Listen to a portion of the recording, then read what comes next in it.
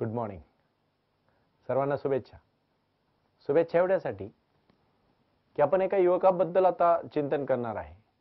तरुण तुर्क, चिरतरुण, तरुणांसाठी केलेलं तरुणांनी कार्य म्हणजेच तरुणांचं कार्य असं ज्यावेळेस आपण म्हणतो त्यावेळेस मला ना नेहमी प्रश्न पडतो बा. म्हणजे आज तुमच्याशी समोर चर्चा करण्याच्या अगोदर मी फक्त वार्तालाप करणार आहे, आज कुठलंही भाषण करणार नाही. काय होतं बऱ्याच वेळा भाषणामध्ये आपण एखाद्या जोशात बोलतो, समोरच्याला ते पटतं रुजतं मला माहित नाही. आज लाईफ मॅनेजमेंट इन्स्टिट्यूटच्या माध्यमातून समोरचा जो ऑडियन्स आहे किंवा जो माझा इथं विद्यार्थी वर्ग आहे हा टीनेजर आहे. टीन हा शब्दाचा अर्थ मला फार वर्षांनी कळला बा. मी म्हटलं कसं काय? ते म्हणले 13, 14, 15, 16, 17, 18, 19 आणि 20. 20 मध्ये टीन नाही आलं, 19 पर्यंत टीन आलं. मग टीन म्हणजे काय हो? बऱ्याच वेळा लोक म्हणतात नाही अजून तो टीनेजर आहे, तो लहान आहे.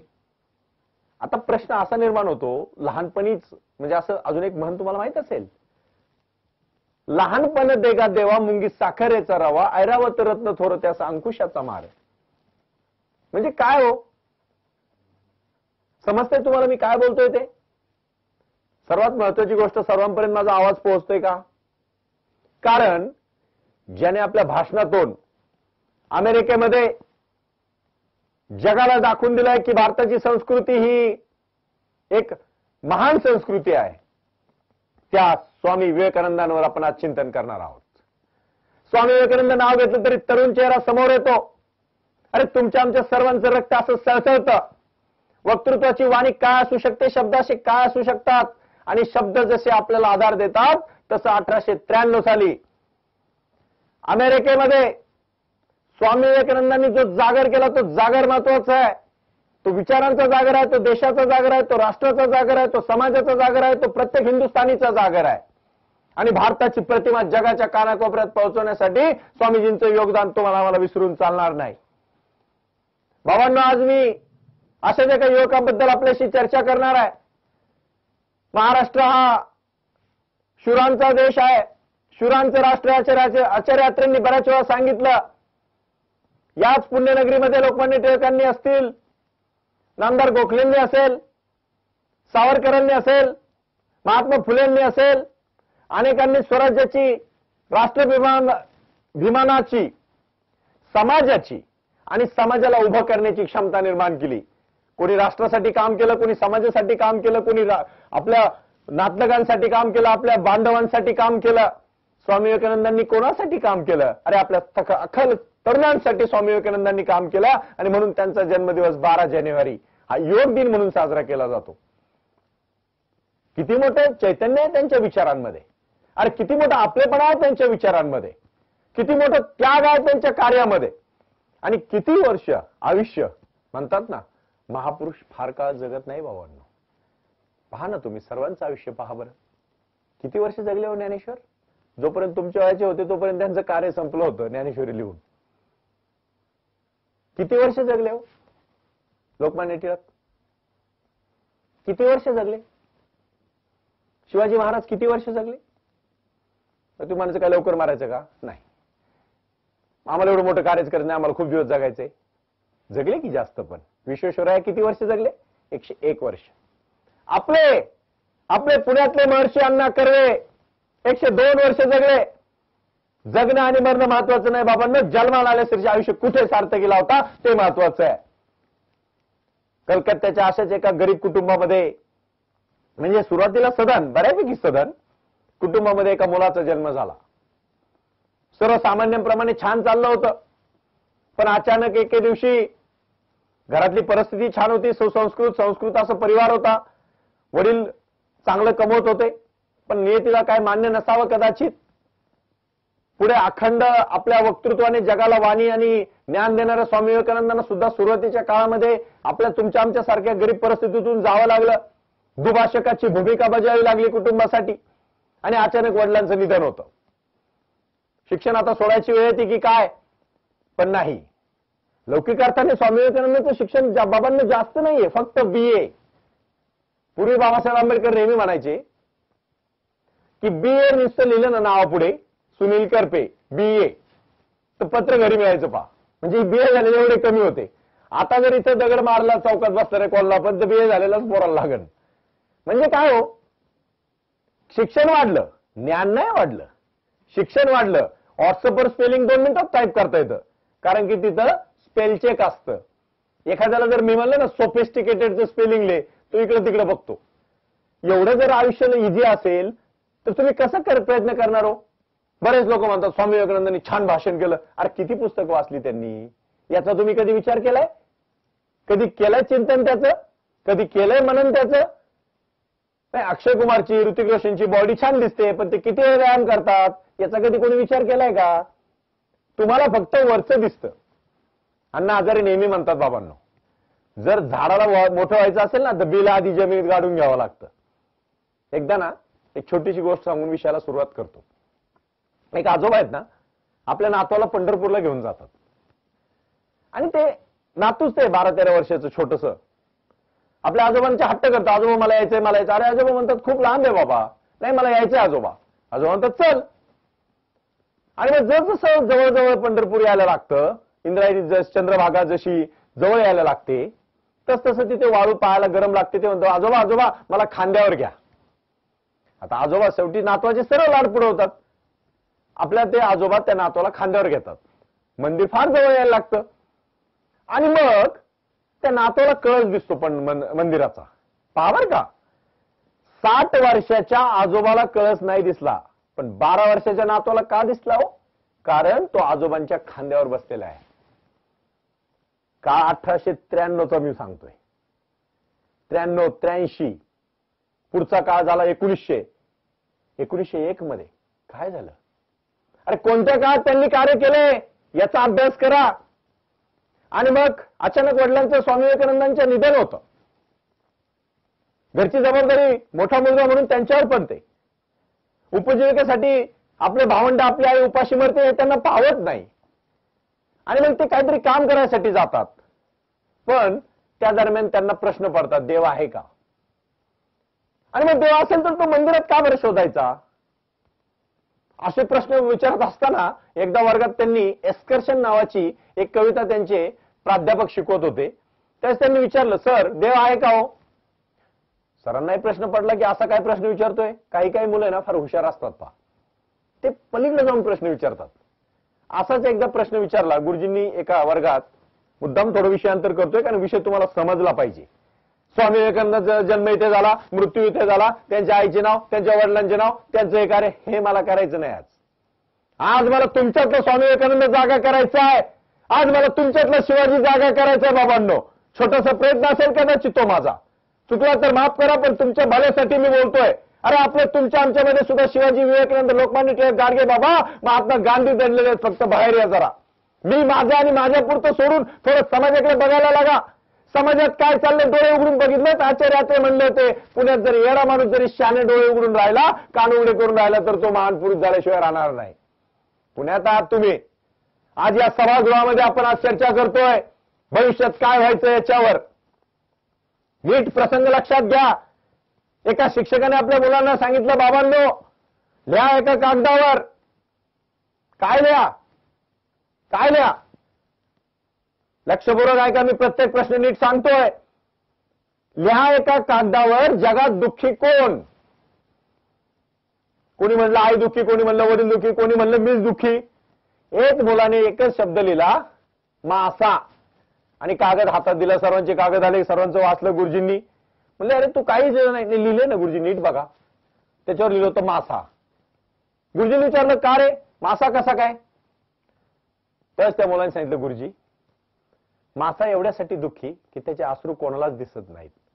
गुरुजींचे डोळे खाडकन उघडले आणि त्या मुलाच्या पाठीवर हात मारून सांगितलं, बेटा तू एक दिवस फार मोठा विचारवंत होशील आणि तो विद्यार्थी म्हणजे खलील जिब्राल. मुलाचे पाय पाळण्यात दिसतात. त्या शिक्षकांना ती एस्कर्शन कविता शिकवत असताना रमून गेलेल्या शिक्षकाला स्वामी विवेकानंदांनी वर्गात विचारलं, गुरुजी देव आहे का हो? सर देव आहे का हो? प्रश्न पडला त्यांना, तर काय बोलावं. म्हणून त्यांनी नंतर तास सुटल्यानंतर त्यांना सांगितलं, विवेकानंद ते नंतर झाले. आपल्याकडे चांगलं नाव मिळायला फार तपश्चर्या करावं लागते, सहजासहजी मिळत नाही. आता एखादी आई जन्माला आल्यावर लिहिते, मुलाचं नाव लगेच नरेंद्र, विवेकानंद. पण विवेकाचा आनंद आहे का त्याच्यात? ते पण पाहिलं पाहिजे की नाही? चंदनाला सांगावं लागतं का त्याचा सुगंध येतो म्हणून? नाही. बरोबर का नीट? आणि मग सर त्याला सांगतात, नरेंद्रा, अरे बाबा, तुझे असे काही प्रश्न असतात, आमच्याकडे तर याची उत्तर नाहीत रे, पण तुला एक व्यक्ती याचं उत्तर देईल. ती व्यक्ती म्हणजे रामकृष्ण परमहंस. जा त्यांच्या कालीच्या मंदिरात जा, त्यांच्याशी चर्चा कर. आणि मग स्वामी विवेकानंद कालीचं मंदिर सोडत रामकृष्ण परमहंसाकडे जातात, त्यांचं दर्शन घेतात, त्यांना प्रश्न विचारतात, त्यांचं काय समाधान होत नाही. ते म्हणतात, गुरुजी, तुमच्या उत्तराने मी समाधानी झालेलो नाही. देव जर असेल तर मग तो कालीच्या मंदिरातच का शोधायचा? मग तो माणसात नाही का? तो समाजात नाही का? आहे ना. तुला काय म्हणायचंय? नाही गुरुजी, मला देव आहे हे जगाला आणि माझ्या पूर्ण राष्ट्राला सायंटिफिक भाषेमध्ये समजून सांगायचंय. आता रामकृष्ण परमहंसाची तपश्चर्या फार मोठी होती पहा. ते ओळखतात आणि ते ओळखतात की नरेंद्र इतर विद्यार्थ्यांपेक्षा वेगळा आहे. ते त्याला जवळ बोलवतात आणि सांगतात, तुला काय पाहिजे? काही नाही गुरुजी, मला देव आहे की नाही, समाज कसा घडला पाहिजे, आणि जर तो असेल तर देव कुठे आहे हे मला शोधायचंय. ठीक आहे म्हणले, जा तू कालीच्या गाभाऱ्यात जा आणि तुला काय हवं ते माग. आता नरेंद्रचे प्रश्न असे होते की माझे भाऊ बहीण उपाशी मरतायत, मी काही काम करत नाही, माझ्या आईच्या हालापेष्ट मला पाहवत नाही, आधी मला त्यांना सुखी करायचंय. परमहंस म्हणतात, तुला काली प्रसन्न झालेली, जा तुला जे मागायचं ते माग. हे आतमध्ये जातात. आता आतमध्ये कालीच्या गाभाऱ्यात गेल्यानंतर नरेंद्राने प्रश्न पडतो आणि खरोखर त्यांना प्रश्न पडण्याच्या अगोदर ते कालीला मागतात, हे देवी, मला भक्ती, ज्ञान आणि वैराग्य दे. असं 2दा 3दा 4दा होतं. ते बाहेर येतात आणि मग पहावर का, मग रामकृष्ण परमहंस त्यांना म्हणतात, अरे नरेंद्रा, तू वेगळ्या कार्यासाठी जन्माला आलायस. तुझ्या वैयक्तिक गरजा असतीलही नाही असं नाही, पण त्याच्याही पेक्षा तू भक्ती, ज्ञान, वैराग्य मागतोयस म्हणजे तुझं ज्ञान अफाट आहे. आणि मग तिथून त्यांना गुरुची प्रचिती येते आणि मग नरेंद्र आपलं कार्य करायला सुरुवात करतात, जीवन जगायला सुरुवात करतात, अखंड ज्ञान करतात. आपले रामकृष्ण परमहंस अंतिम क्षणात असताना नरेंद्रावर आपल्या रामकृष्ण मठाची जबाबदारी सोडून हे जग सोडून निघून जातात. नरेंद्र अखंड वाचन, अखंड चिंतन आणि भ्रमण करत करत संपूर्ण देश फिरतात. फिरलं पाहिजे. तुमच्या हातात कॉम्प्युटर, तुमच्या हातात तुमचा लॅपटॉप, तुमचा आयपॅड, तुमचा मोबाईल. कधी क्रीडांगण माहित नाही, कधी निसर्ग भ्रमण माहित नाही, कधी 4 मैदानी खेळ नीट माहित नाहीत. मुली असू मुलं असू, याच्याशी चॅटिंग कर, त्याच्याशी चॅटिंग कर. म्हणजे शेजारी बसल्याबरोबर 2 दिवस बोलत नाही आपण, आणि मात्र जो अमेरिकेत आहे त्याच्याशी तासन तास बोलतो. काय उपयोग हो याचा? कधी विचारपूस केली का आपल्या आईची, कधी वडिलांची, कधी आजोबांची, कधी आजीची, कधी आपल्या जवळच्या 4 मित्रांची, कधी केली का तुम्ही? आपल्याला जे मिळतं ना त्याची तुम्हाला चिंता नाही राहत. नरेंद्रांनी आपल्या भावासाठी, बहिणीसाठी, आईसाठी खूप काही केलं, पण त्यांचा जन्म फक्त त्यांच्यासाठी करण्यासाठी झाला नव्हता. त्यांना ज्ञानाची लालसा होती, त्यांना डिग्रीची अपेक्षा नव्हती, त्यांना ज्ञानाची लालसा होती. There are 2 different part in the most important things of life. One is degree and one is knowledge. You told me, what is the difference of degree and knowledge? There is a big difference. One person is dedication and other is sympathy. That work will be success, but dedication is must. How to dedicate for subject? मी त्या विषयाशी किती समरस झालोय. अरे जोपर्यंत तुमचा श्वास तुमच्या ध्यासासाठी घेतला जात नाही ना बाबांनो, तोपर्यंत समजायचं की आपण अजून यशस्वी झालो नाही. आणि जोपर्यंत तुम्हाला तुमची ओळख सांगावी लागते स्वतःच्या तोंडाने, तोपर्यंत समजायचं की आपलं ध्येय अजून आपल्यापासून लांब आहे.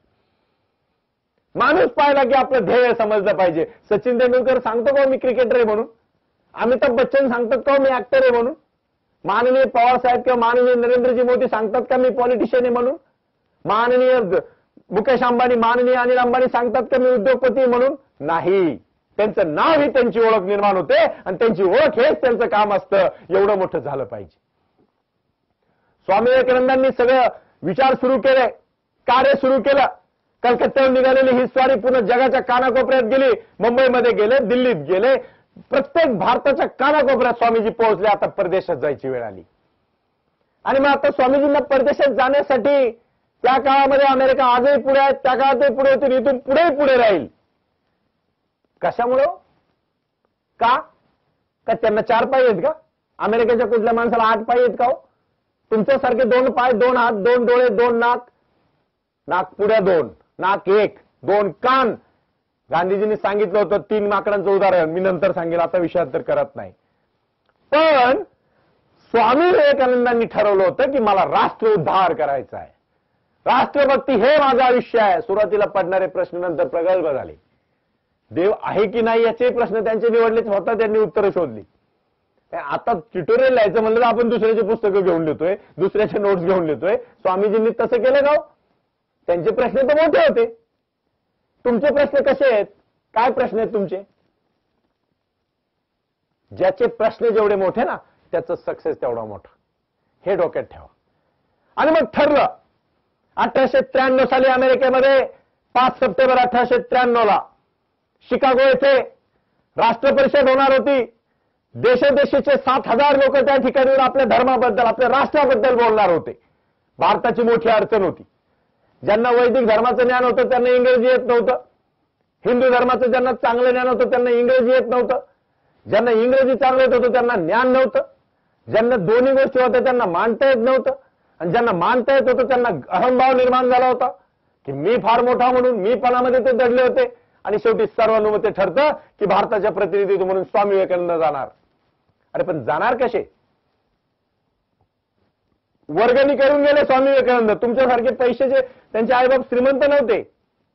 आज मला पालकांना सुद्धा थोडं बोलायचंय, माफ करा, पण एखाद्या मुलांनी जर एखादी गोष्ट मागितली तर बाप त्याच्यासाठी पोटाला चिमटा घेतो, आई त्याच्यासाठी खर्चात कपात करते, पण मुलाला मात्र पल्सर गाडी घेऊन देते, करिश्मा गाडी घेऊन देते. करिश्मा मला फार कळत नाही टू व्हीलर्स मधलं, पण तरी. आणि मग मुलं, अरे मग तुम्ही पण विचार करा ना, आपल्या मुलाला आपण किती पुस्तकं घेऊन देतो? आपला मुलगा व्यायाम करतो की नाही? आपल्या मुलाची संगत कोणाबरोबर आहे?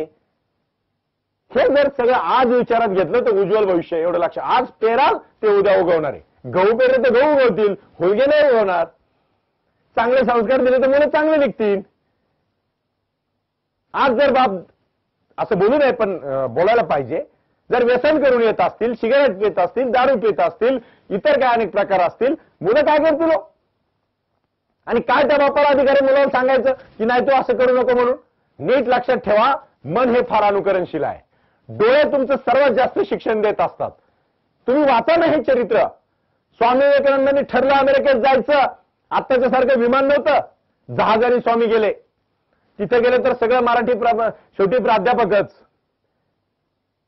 वकिलासारखी बुद्धी नव्हती, सगळे कागद जवळ ठेवायची. शिक्षकच समाजाचे. काही लोक तुम्हाला म्हणता कोणत्या शाळेत शिकवत होते, तसे शिक्षक नाही. काही शिक्षक हे शाळेतल्या मुलांचे शिक्षक असतात आणि काही शिक्षक हे समाजाचे शिक्षक असतात. त्यातले स्वामी होते. सगळे कागदपत्र हरवले, राहायला पुरे पैसे नाहीत. अमेरिकेमध्ये त्यांची सगळी अगदी म्हणजे अगदी सगळ्या प्रकारे विपर्यास झाला. पण म्हणतात ना, काही काही ठिकाणी नियती खूप मदत करते बा. तशी नियतीने मदत केली स्वामींना.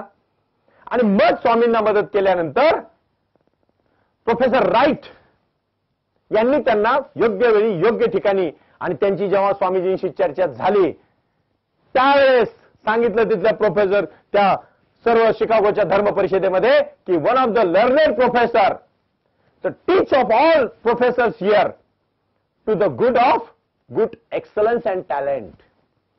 आपल्या सगळ्या प्राध्यापकांपेक्षा ज्याचा प्रकाश या जगाला पडेल एवढा ज्ञानी माणूस भारतातून आलाय, त्याला संधी द्या. 5 मिनिटाची संधी 7व्या दिवशी मिळाली.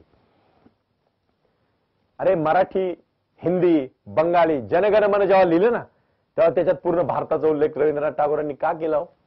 मला ना कधी कधी फार छान प्रश्न पडतो. माफ करा, मी कुठल्या राज्यापुरता मर्यादित बोलत नाही, भारत अखंड देश आहे. परंतु बंगाली माणसामध्ये आणि मराठी माणसामध्ये जी तरफ आहे ना कामाची, ती फार कुठं मला दिसत नाही.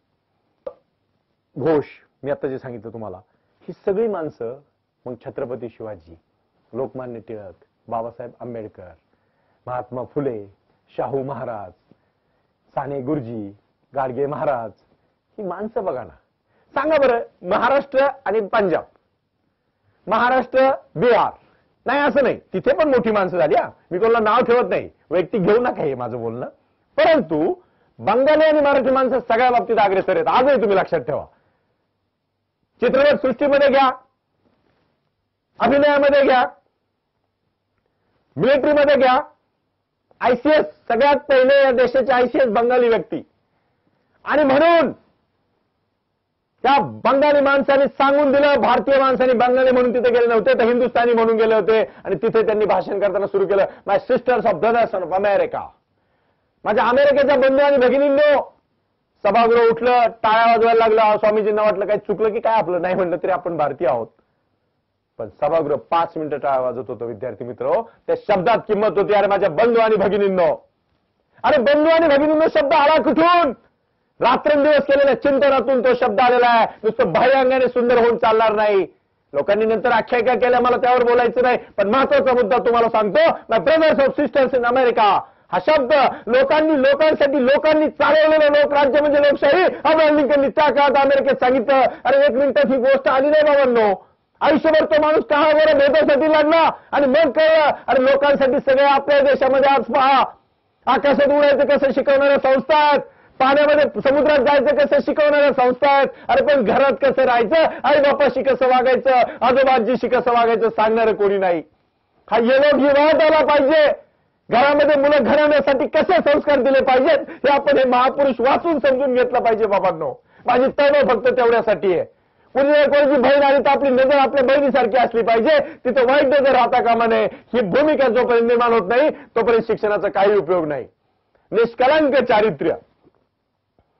आणि मग त्या सभेत सगळेजण सांगत होते, 6000 लोक जे आधीचे बोलले ते म्हणत होते आम्ही महान आहोत, आम्ही ज्ञानी आहोत आणि आम्हाला अमेरिकेने बोलवलं आमच्या ज्ञानाचा फायदा करून घेण्यासाठी. स्वामीजी एवढंच म्हणाले, मी अमेरिकेला धन्यवाद देतो. कारण अमेरिकेला मी धन्यवाद देतो की देशोदेशीच्या दार्शनिकांना अमेरिकेकरांनी इथे बोलून आम्हाला जी संधी दिली. अमेरिकन अगदी विचार करायला लागले, अरे कोण हा माणूस? सगळेजण आपलं कौतुक करतायत, मात्र हा मात्र आपलं कौतुक करतोय, अमेरिकेचं कौतुक करतोय. अरे लोकांनी टाळ्या वाजवल्या 5.5 मिनिटाच्या भाषणामध्ये. त्यांनी सांगितलं, तुम्हाला काय वाटतं हिंदुस्थानामध्ये संस्कृती नाही का? अहो आमच्याकडे भिकारी भीक मागताना सुद्धा एखादी भगवद्गीतेची ओळी म्हणतो. आमच्याकडे ज्ञान आहे बाबांनो, आमचा स्वाभिमान आहे. इथले काही मिशनरीज तिथे येतात आणि सांगतात अमेरिकेत नाही आणि त्यांचे स्वतःचे घरं भरतात, असं नाही. आमच्याकडे आमचा हिंदू धर्म फार मोठा धर्म आहे, त्याला इतिहास आहे, त्याला संस्कृती आहे. हे 1800चा काळ सांगतोय, आजचा काळ इंटरनेटचा नाही. गुगलवर कॅलिफोर्नियात कुठं काय चाललंय तुम्ही 2 मिनिटात शोधताय. त्यावेळेस गुगल नव्हतं बाबांनो, त्यावेळेस होतं स्वामीजींचे शब्द होते अमेरिकेमध्ये. अरे राष्ट्राचं स्वप्न पाहिलं होतं, आपल्यासारखं गल्लीत जाऊन भाषण करत नव्हते ते. आणि मग तिथं त्यांनी सांगितलं, 3.5 वर्ष स्वामी राहिले तिथे. एक जणांनी प्रश्न विचारला, स्वामीजी आपण आता सुखवस्तू देशात आहात, तुम्हाला भारताबद्दल काय वाटतं, इथेच राहा की? त्यावेळेस ते म्हणाले होते हसून, अरे तुमच्या सुखापेक्षा मला माझ्या समुद्र किनाऱ्याची जी माझ्या मायभूमीची जी माझी धूळ आहे ती माझ्या मस्तकाला लागली तर मी स्वतःला धन्य समजेल. बाहेर जेवढा माणूस जातो ना तेवढं प्रेम वाढतं आपल्याबद्दलचं. आले स्वामीजी परत भारतामध्ये. आणि मग काय एकदा लोक ज्ञानेश्वरांना नाही का, अरे जेवायला अन्न दिलं नाही ज्ञानेश्वरांना, मुक्ताईला दिलं नाही, आई बापाला देहांत प्रायश्चित्त घेतलं तरी त्यांना पैशाच्या सभेशिवाय शुद्धीपत्र मिळालं नाही. पण एकदा ज्ञानेश्वरी लिहिली पसायदान म्हटलं आणि त्याच जेव्हा रेड्याच्या मुखातून वेद वदले लोक म्हणले ज्ञानेश्वर महाराज की जय. लोकांना चमत्कार लागतात, त्याशिवाय नमस्कार होत नाही. अमेरिकेतून आलेले स्वामी विवेकानंद आलेल्या लोकांनी लगेच विवेकानंद त्यांना म्हणजे खेत्रीच्या राजेसाहेबांनी त्यांना ते नाव बहाल केलं. अनेक राजे महाराजांनी त्या काळात त्यांना आपल्या दरबारात बोलवलं, सन्मानित केलं. शाहू महाराजांनी त्यांना निमंत्रित केलं. पण ते कोणाच्याही ओलीस राहिले नाही. ज्ञानी माणसाने कधी कोणाचं लाचार राहता कामा नये या मताचा मी स्वतः अगदी पुरस्कर्ता आहे.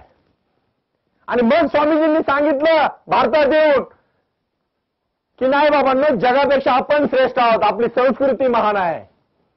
पण त्याच वेळेस त्यांना कोणीतरी सांगितलं, कलकत्त्यात भव्य मिरवणूक निघाली होती की स्वामीजींचा जय जयकार सर्वत्र पसरला होता. आणि कोणीतरी मित्राने सांगितलं, नरेंद्रा अरे तुझी आई तुझ्या दारामध्ये तुझी वाट पाहते रे, स्वामी विवेकानंद रथातून खाली उतरले आणि या लहान मुलासारखे पळत पळत आपल्या आईपाशी जाऊन आईच्या पदराखाली जाऊन म्हणले, आई मी आता तिन्ही जगातला म्हणजे स्वामी तिन्ही जगाचा आई विना भिकारी, ही जी म्हण आली ना बाबांनो ती आईसाठी आली. आई एक नाव असतं, घरातल्या घरात गजबजलेलं गाव असतं, सर्वात असते तेव्हा जाणवत नाही, नसली कुठं म्हणजे नाही म्हणवत नाही बाबांनो, ती जन्माची शिदोरी असते, सरतही नाही आणि उरतही नाही. आणि मग स्वामींनी आपल्या आईला मिठी मारली आणि सांगितलं, आई मी आता जगातला सर्वात सुखी माणूस आहे ग, जगातला सर्वात सुखी माणूस आहे. आईला बरोबर घेतलं, आपल्या बरोबर रथात बसवलं. आईला सांगितलं मित्रांना, अरे बाबा सगळे हार मला नका घालू, आणि असे खुनाने केलं की आईला घाला म्हणून. अरे कोणता तरुण आता असं करील? त्या काळात स्वामी जगाचा वक्ता म्हणून ज्यांनी प्रसिद्धी मिळवली ती ज्ञानी पुरुष म्हणून आईसाठी फार पहा नतमस्तक होणारे स्वामी विवेकानंद होते. मग आईने नवस केला होता तू येशील म्हणून. आईने सांगितलं, अरे नरेंद्र मी नवस केला होता बाबा तू येशील म्हणून. मग कालीच्या मंदिरात गेले, आईचा नवस फेडला. अरे पोरगा थोडा शिकतो, सातारा सांगली आमच्या नगर भागातून पुण्यात येतो, 4-2 पुस्तकं शिकतो, त्याला वाटतं फार ज्ञानी झालो, गावाकडे गेला आई वडिलांशी कसा वागतो, इस्त्रीचे कपडे घातले म्हणून ज्ञान वाढत नाही बाबांनो. अरे त्या आईने कष्ट करून तुम्हाला इथं पाठवलंय, लक्षात ठेवा. ती जर शेतात काम करत असेल तर माझा बाबा पुण्यात शिकतोय म्हणून ती जेवणार नाही, पण तुम्हाला पैसे पाठवते तिला विसरू नका, लक्षात ठेवा. हे मी पोटतिडकीरी तुम्हाला सांगतोय. इथं तुम्ही एमपीएससी यूपीएससी करायला काही मुले आलेत. किती जणांना जाणीव आहे, त्यांचा बाप शेतात दूध काढतो सकाळी आणि डेअरीत घेऊन जातो, कधी कधी पगार पण वेळेवर मिळत नाही, पण तुमच्या इथं डब्याला कधी पैसे कमी पडत नाही बा. कुठून येतात ते पैसे? हे पैसे त्यांच्या कष्टातून आलेले पैसे आहेत, ही गोष्ट विसरू नका फक्त. आणि म्हणून स्वामी विवेकानंदांनी सांगितलं आपल्या वडिलांना, आपल्या ज्ञानाचा जागर तिथे त्यांनी दिलाय. समाज उभा करण्यासाठी ते उभे राहिलेत आणि लढलेत सर्वांसाठी. आणि मग स्वामी म्हणले चला हरकत नाही. आईचा आशीर्वाद घेतला आणि मग सर्व करून पुन्हा आपल्या मठात त्यांनी स्थापना केली. रामकृष्ण मठामध्ये एक विचार निर्माण केला आणि सांगितलं मला 100 तरुण द्या, मी राष्ट्राचं भविष्य बदलतो. तुम मुझे खून दो मैं तुम्हें आजादी दूंगा, त्या सुभाषबाबूंनी सांगितलं होतं. स्वामीजींनी काय सांगितलं? चांगले तरुण मला द्या, मी राष्ट्राचं भविष्य बदलतो. काय मोठा आत्मविश्वास आहे. इथं घर बदलता येत नाही लोकांना, आयुष्यभर भाड्याच्या घरात राहतात काही काही. राष्ट्राचं भविष्य बदलतो माणूसच होते ना. कोण होते स्वामी?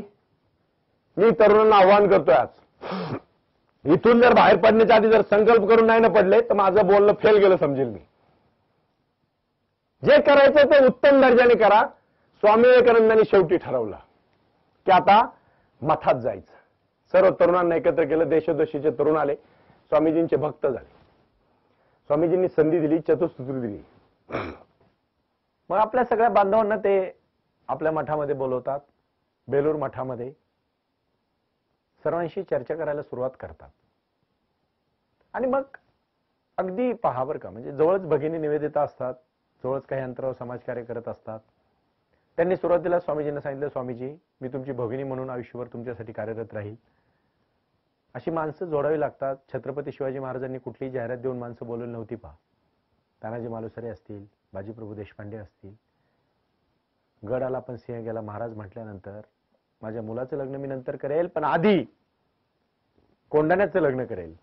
म्हणजे काय असतं माहितीये का, महापुरुषांना अनुयायी भेटले पाहिजेत. आणि अनुयायी कधी जाहिरात देऊन मिळत नाहीत, ती शोधावी लागतात. शोधकतेची क्षमता त्या महापुरुषामध्ये नक्की असते. स्वामी विवेकानंदांना 100 पुरुष नाही भेटले पहा. 100 त्यांना संन्यासी नाही भेटले. जे जर भेटले असते तर कदाचित भारताची परिस्थिती त्याच वेळेस वेगळी झाली असती. चांगली माणसं सहजासहजी एवढे लवकर मिळत नाहीत.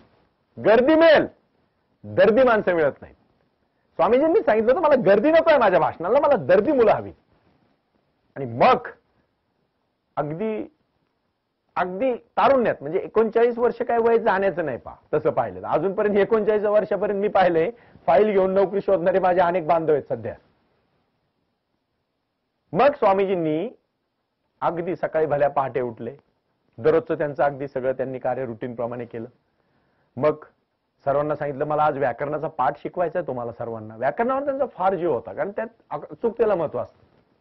मग ते व्याकरण शिकवतात. व्याकरण शिकून झालं, मग अगदी दुपारचं जेवण घेतलं त्यांनी. दुपारचं जेवण घेतल्यानंतर सर्व जवळच्या स्नेहांशी काही चर्चा केली. आणि मग 5 वाजता म्हणले चला जरा फेरफटका मारून येऊ. आणि मग फेरफटका मारायला ते बाहेर पडले. आपल्या सहकाऱ्यांबरोबर फेरफटका मारून आले.